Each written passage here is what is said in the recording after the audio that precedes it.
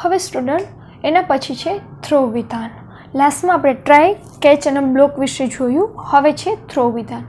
અપવાદના ઓબ્જેક્ટને નિશ્ચિત રૂપે થ્રો કરવા થ્રો કીવર્ડ્સનો ઉપયોગ થાય છે. ખાસ વિદ્યાર્થી મિત્રો યાદ રાખજો કે કોઈ પણ ઓબ્જેક્ટને આપણે થ્રો કરવો છે તો કયા કીવર્ડ્સનો ઉપયોગ કરશું? આપણે થ્રો કીવર્ડનો.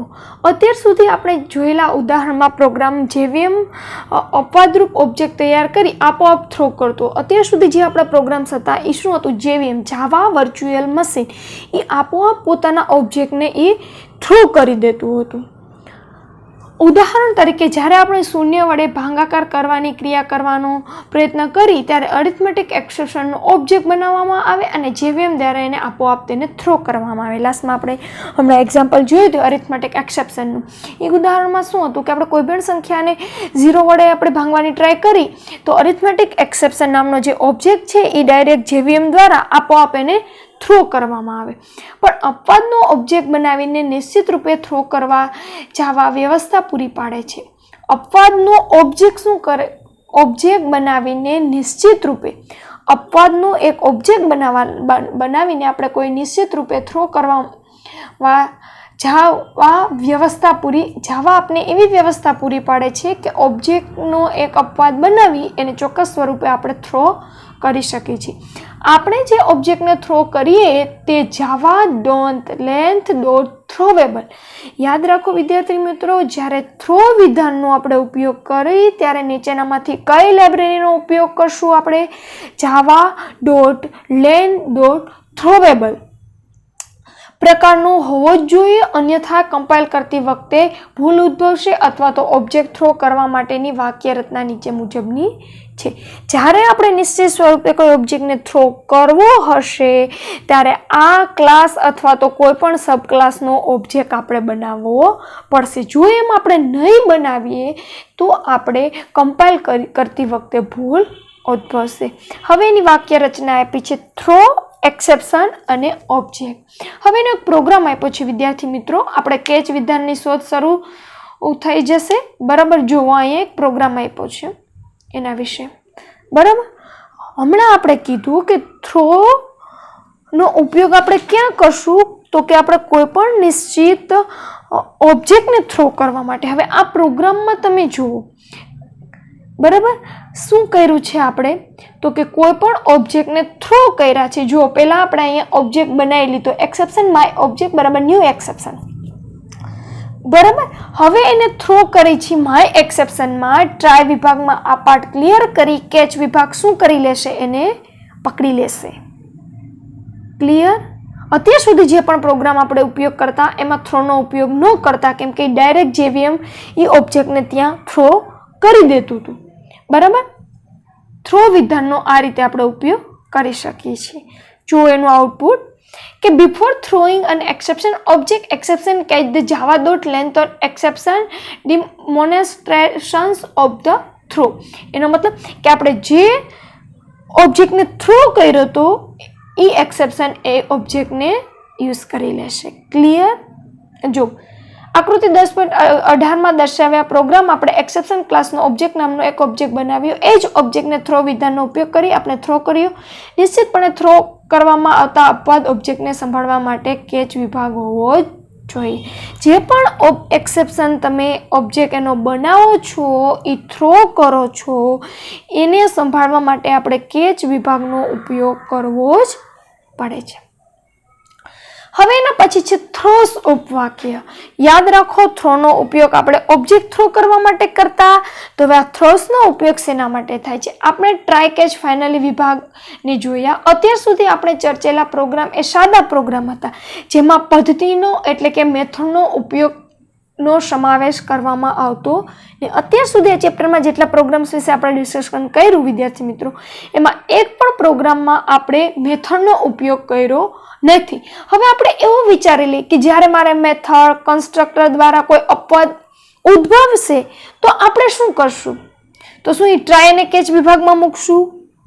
બરાબર, તો એના માટે આપણે થ્રોસ વિભાગનો ઉપયોગ કરશું. બરાબર, જ્યાં આપણી મેથડ અથવા તો કન્સ્ટ્રક્ટરનો ઉપયોગ થાય છે ત્યાં કયા કીવર્ડ્સનો ઉપયોગ થશે?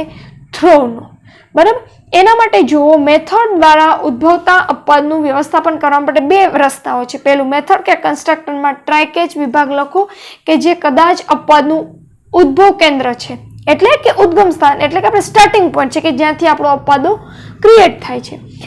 અને બીજું છે ટ્રાય વિભાગની અંદર જ મેથડ કે કન્સ્ટ્રક્ટરને ઇન્વોક કરી એટલે બોલાવવું, બરાબર, અપવાદ સર્જવા, બરાબર. આપણે મેથડ કે કન્સ્ટ્રક્ટરમાં ટ્રાય કેચ વિભાગ લખો કે જે અપવાદનું ઉદ્ગમ સ્થાન છે, અથવા તો ટ્રાય વિભાગમાં જ આપણે મેથડ કે કન્સ્ટ્રક્ટરને ઇન્વોક કરી લેવા જોઈએ, બરાબર. કન્સ્ટ્રક્ટર કે મેથડની અંદરની સૂચના અપવાદ થ્રો કરી શકે તેમ છે તે જાણવા મેથડ કે કન્સ્ટ્રક્ટરને વ્યાખ્યાયિત કરતી વખતે થ્રો ઉપવાક્યનો ઉપયોગ કરવામાં આવે છે. જો કન્સ્ટ્રક્ટર કે મેથડની અંદર આપણે અપવાદો થ્રો કરી શકીએ તેમ છીએ કે નહીં, એના માટે આપણે મેથડ કે કન્સ્ટ્રક્ટરની વ્યાખ્યાયિત કરતી વખતે થ્રોસ ઉપવાક્યનો ઉપયોગ કરવાનો રહેશે. મેથડમાં અપવાદનું વ્યવસ્થાપન કરી શકે તો કેચ વિભાગ નથી. જ્યારે આપણે કન્સ્ટ્રક્ટર કે મેથડ લખીએ છીએ કે જે તેને બોલાવનાર તરફ અપવાદ મોકલી શકે છે, તો તે હકીકતનું દસ્તાવેજીકરણ કરવું ઉપયોગી છે. થ્રોસ ચાવીરૂપ શબ્દ મેથડની ઘોષણા કરતી વખતે જ ઉપયોગ કરી શકાય. જો થ્રોસ ચાવીરૂપ શબ્દ આપણે કેના માટે ઉપયોગમાં લેશું? જ્યારે મેથડ આપણે ડિક્લેર કરશું ત્યારે. ચાલો જો, એની સિન્ટેક્સ અહીંયા આપેલી છે, બરાબર. અહીંયા આપણે method modifiers, return type methods names, throws exception list, body of મેથડની જે બોડી હોય અહીંયા લખશું, ટ્રાય બંધ કરી દેશું. મેથડ અનેક અપવાદો થ્રો કરી શકે છે. મેથડ દ્વારા થ્રો કરી શકાતા દરેક અપવાદને મેથડના હેડરમાં દર્શાવી શકાશે. ઉદાહરણ તરીકે મેથડનું હેડર નીચે મુજબ છે. જો એક્ઝામ્પલ આપ્યું છે, perform division method through arithmetic exception array index of bound exception, કરલી bracket start. અહીંયા બોડીની મેથડ લખશું અને કરલી બ્રેકેટ ઓવર કરી લેશું. એની સિન્ટેક્સ છે. હવે એના પછી એનો પ્રોગ્રામ આખો જોઈએ. જો તમારી બુક્સમાં પણ આકૃતિ નંબર 10.20માં આપેલું છે કે થ્રોસ કીવર્ડ્સનો ઉપયોગ કરી એક પ્રોગ્રામ આપેલો છે, બરાબર. અત્યાર સુધી એક મેથડનો આપણે ઉપયોગ કર્યો નથી. આમાં ટ્રાય વિભાગમાં જ એક મેથડ ડિક્લેર કરી દીધી છે, જો પરફોર્મ ડિવિઝન નામની, બરાબર.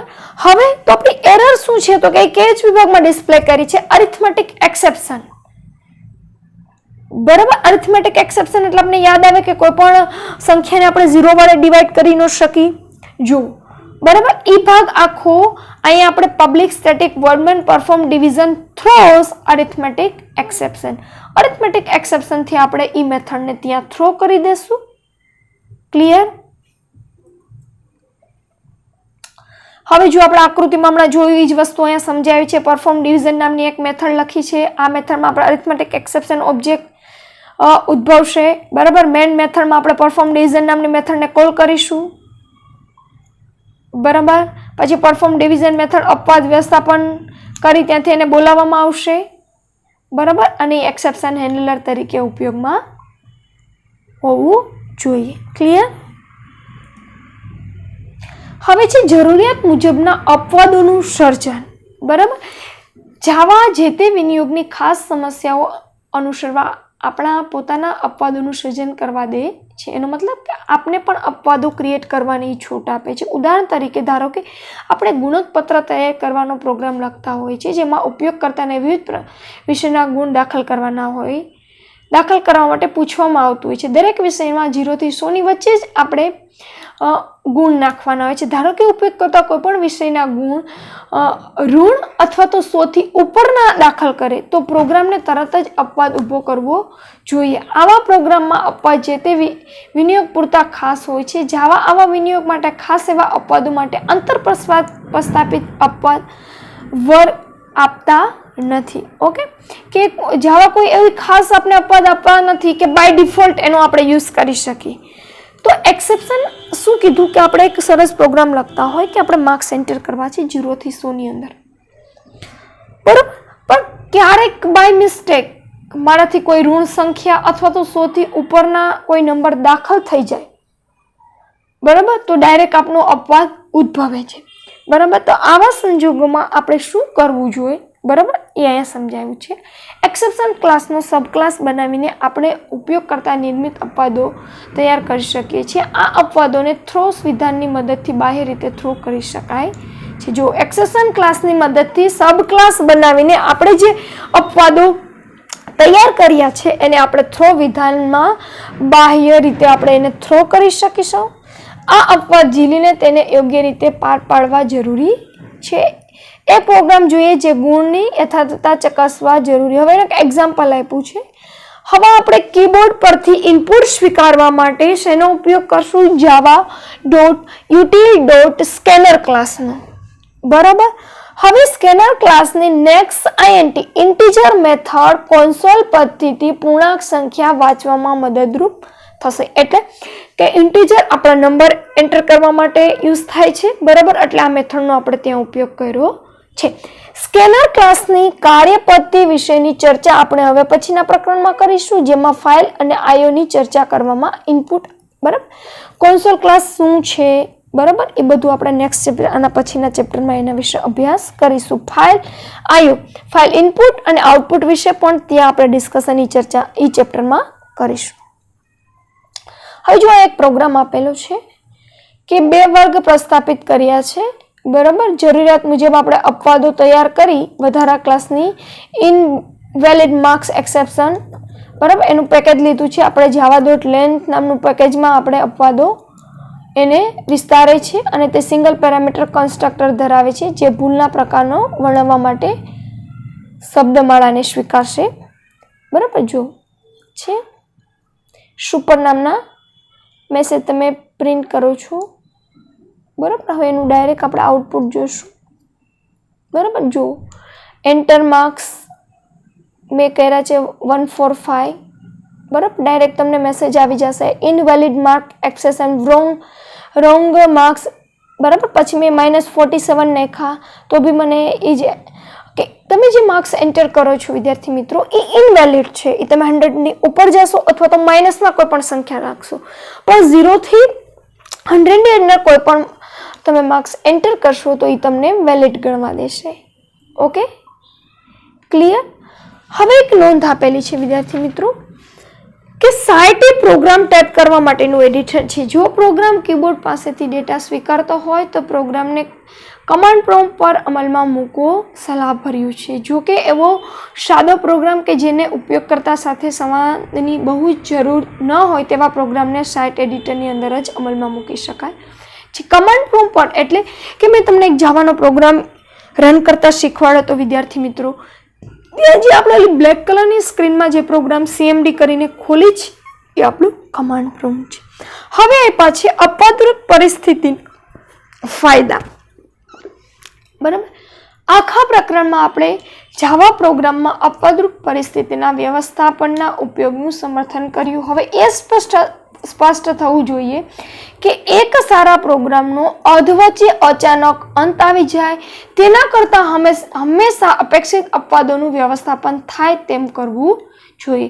એટલે કે કોઈ પણ પ્રોગ્રામ આપણે લખી છીએ એમાં એરર આવે છે તો આપણે એ સ્પષ્ટ સમજીએ કે આપણો પ્રોગ્રામ અધવચ્ચે અટકી ન જાય, આપણે ન ઈચ્છતા હોય એવું આઉટપુટ આવી જાય તો એના માટે આપણે અપવાદોનું વ્યવસ્થાપન કરવું જોઈએ. આપણા જાવા પ્રોગ્રામમાં અપવાદ વ્યવસ્થાપનનો ઉપયોગ કરવાના ફાયદા ટૂંકમાં જોઈએ જે નીચે પ્રમાણે આપ્યા છે. પહેલું છે તે આપણને પ્રોગ્રામના સામાન્ય પ્રવાહને જાળવવામાં મદદરૂપ નીવડે છે. જો શું કરે છે, આપણો પ્રવાહી સામાન્ય રીતે જાળવી લેશે. એટલે કે અપવાદ વ્યવસ્થાપનની ગેરહાજરીમાં પ્રોગ્રામનો પ્રવાહ ક્યારે અવરોધાય છે. બીજું છે તે સામાન્ય સૂચનાઓને બદલે અપવાદ વ્યવસ્થાપન માટેની અલગ સૂચના લખવાની છૂટ આપે છે. આપણે હમણાં જ જોયું કે આપણા જેટલા એક્સેપ્શન, આપણા જે એરર હશે એ આપણે અલગ અલગ લખવાની છૂટ આપશે કેચ વિભાગમાં. બરાબર. ભૂલના પ્રકારોને એક જૂથમાં લાવી શકાય છે અને પ્રોગ્રામમાં અલગ તારવી શકાય છે. જો મેં એકી સાથે 5-7 આપણે એક પ્રોગ્રામ જોયો તો, બરાબર, એકથી વધારે ભૂલ હોય તો એ શું કરશે, એક જૂથ બનાવશે અને પછી એ અલગ અલગ કેચ વિભાગમાં મોકલી દેશે. ક્લાયન્ટને પ્રોગ્રામ પૂરા પાડતા પહેલા પ્રોગ્રામ ડિબગ થયેલ છે તેની ખાતરી આપી શકાય છે. બરાબર. પ્રોગ્રામનો અમલ કરતી વખતે અમલ દરમિયાન ઉદ્ભવતી વિવિધ ભૂલોને પકડી પાડવા સરળ તંત્ર વ્યવસ્થા પૂરી પાડે છે. ઇઝીલી એને ભૂલો પકડી લેશે અને એના ઉપર એ નિયંત્રણ રાખી દેશે. બરાબર. ક્લાયન્ટને પ્રોગ્રામ પૂરો ડિબગનો મતલબ શું કે કોઈ ઘણીવાર ખોટો કોડ કે આ રીતે પ્રોસેસ અટકી નથી જતી ને, બરાબર, એની ખાતરી આપશે. Okay, clear. આની સાથે જ વિદ્યાર્થીઓ મિત્રો આ ચેપ્ટરમાં અપવાદ એટલે શું, અપવાદના પ્રકાર, અપવાદને હેન્ડલ કરવા માટેનું એને વ્યવસ્થાપનના ટ્રાય કેચ ફાઇનલીનો ઉપયોગ આપણે જોયો. બરાબર. પછી થ્રો અને થ્રો કીવર્ડ વિશે પણ જોયું અને અપવાદ વ્યવસ્થાપન પદ્ધતિના ફાયદા પણ જોયા. આ સાથે જ આ ચેપ્ટર અહીંયા પૂરું થાય છે.